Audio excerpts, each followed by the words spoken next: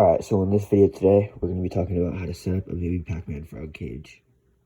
So as for the cage itself, I'm using a 15-quart Sterilite tub with locking lids. And for the lid, I just drilled the holes on the top, some pretty big holes. I didn't drill them on the sides, but you know, it still holds a good amount of humidity. And as well as for humidity, you're going to want some pretty high humidity and moisture levels for these frogs. So that's why I chose this bedding. And make sure it's always moist and pretty thick too, like pretty thick layer like that, especially for a adult, but this is a baby, so for a baby about 1 inch thick. And then your dish, obviously you don't want it to be too deep so they don't drown, but this is basically like a simple setup for a Pac-Man frog.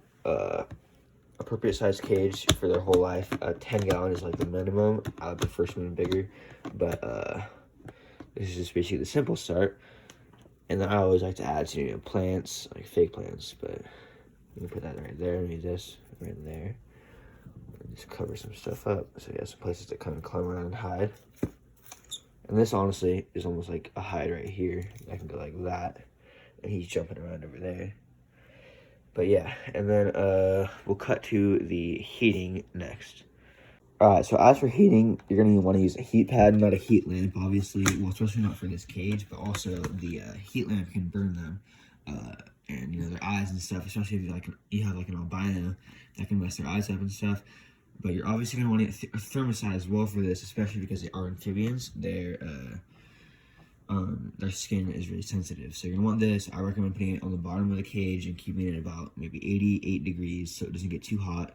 Thermostat, make sure it's always working. I use a Zoomed thermostat, or I think it's a Zilla thermostat. I'm not sure. I'm not sure which one exactly for this cage, but as long as it works and you know it doesn't fail, and you have a good heat pad as well, you know that's how you heat up your cage for your Pac-Man frog.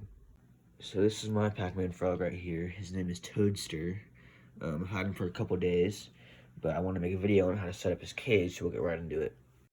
All right, and then I do want to take some clips and just have like the frog kind of. I'll get him right now, but I do want to take some pictures and clips of him eating. If you guys would like a how-to tutorial or a diet video or something like that for him, just comment down below. But we're gonna roll some clips right now, some B-roll clips of this little guy hanging out in his cage and eating.